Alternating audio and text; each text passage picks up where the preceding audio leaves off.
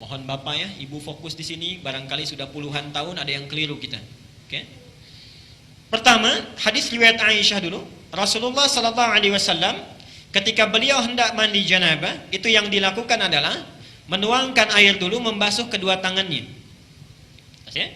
Jadi dua tangannya dulu dibasuh. Kemudian setelah itu, ini gambaran umumnya, beliau berwudu seperti wudunya untuk salat. Jelas sampai sini?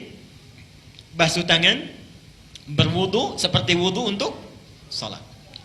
Yang ketiga, dari bejana yang sudah disiapkan itu, kalau kita mungkin gayungnya sudah ada, mengambil sebagian air, kemudian menyela-nyela rambutnya, diratakan dengan tangannya.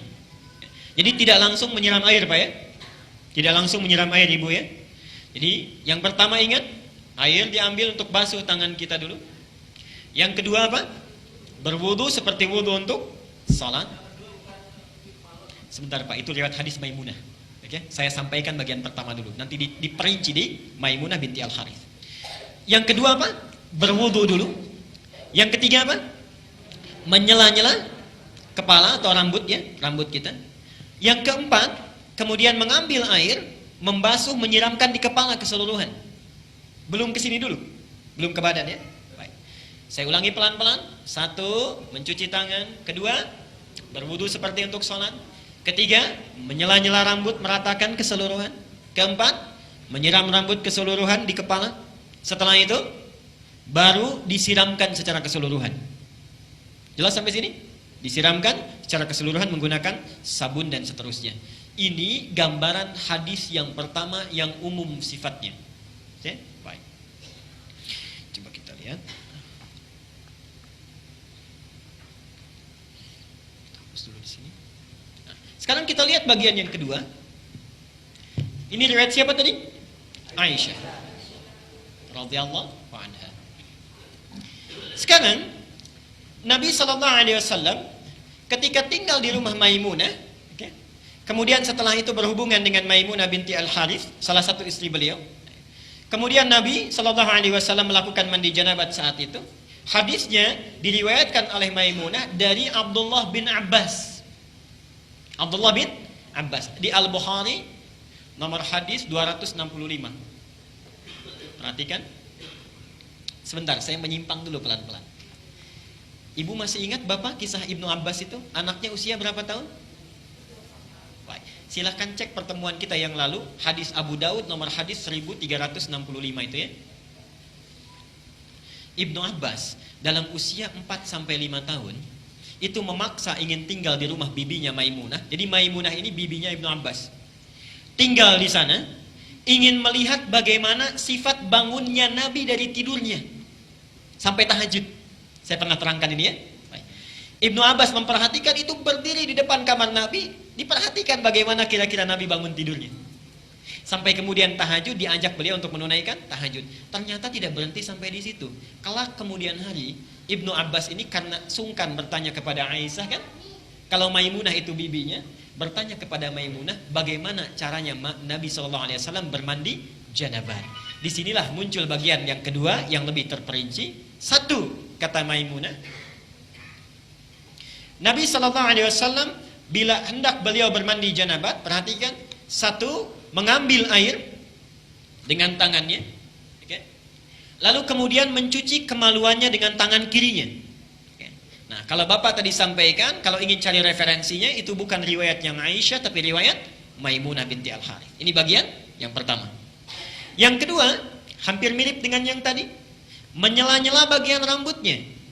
Okay. Bagi perempuan, ada dua cara. Boleh diikat, dikepang. Karena Maimunah itu juga pernah diikat, dikepang. Langsung bertanya pada Rasulullah, ya Rasulullah, apakah saat mandi perlu aku uraikan rambutku? Kata Rasulullah, tidak perlu. Cukup kamu guyur semuanya itu, dan bila telah merata, sah mandimu. Jelas ya? Baik. Kemudian setelah diratakan, lebih baik kemudian bisa diuraikan. Setelah itu selesai, kemudian diguyur. Selesai sampai sini. Baru kemudian berwudu seperti wudu layaknya sholat. Tapi kaki belum dibasuh. Kaki belum dibasuh. Saya ulangi. Ambil air, basuh kemaluan dengan tangan apa? Kiri. Setelah itu menyela-nyela kepala. Setelah itu ambil air, kan? Basuh, baik siram, berwudu seperti layaknya wudu, akan sholat, tapi kaki kita belum dibasuh. Jadi cuma sampai telinga ya. Baik. Setelah itu siramkan secara keseluruhan. Terakhir setelah selesai baru cuci kaki. Jelas sampai sini? Nah, ini bisa ditemukan di Al-Bukhari nomor hadis 265. Nah, dari sinilah kemudian ulama menggabungkan kedua hadis ini, dibuatlah susunan yang lebih lengkap. Pas ya? Baik, jadi dari yang pertama kalau kita gabungkan dua hadis ini, pertama mengambil air, cuci tangan dulu, riwayat Aisyahnya. Setelah tangan dicuci kemudian mencuci kemaluan. Setelah itu selesai, ada yang terlewat tadi, kalau di zaman Nabi setelah mencuci kemaluan dibasuh dengan air, lalu Nabi menepuk-tepukan ke tanah atau ke tembok. Ya. Itu maksudnya menghilangkan barangkali sebagian kuman-kuman yang masih menempel. Sifat tanah kan bisa menghilangkan karena dulu belum ada sabun seperti sekarang. Kalau bapak ingin ikut, ibu ingin ikut sunnah Nabi, ikuti dengan cara yang cerdas.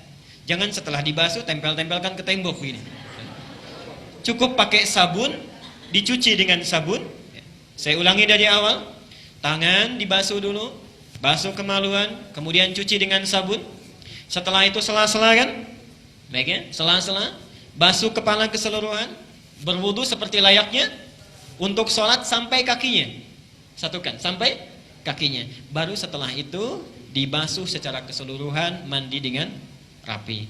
Kalau sudah dilakukan tidak perlu wudu lagi. Ya, tidak perlu wudu lagi. Ada sahabat bertanya, ya Rasulullah, apakah saya perlu setelah mandi janabat itu berwudu kembali? Kata Nabi, harus seperti mandi apa lagi untuk membersihkan? Bahasanya metafor, harus seperti mandi apa lagi? Artinya setelah mandi tidak perlu wudu lagi. Jelas sampai sini? Baik.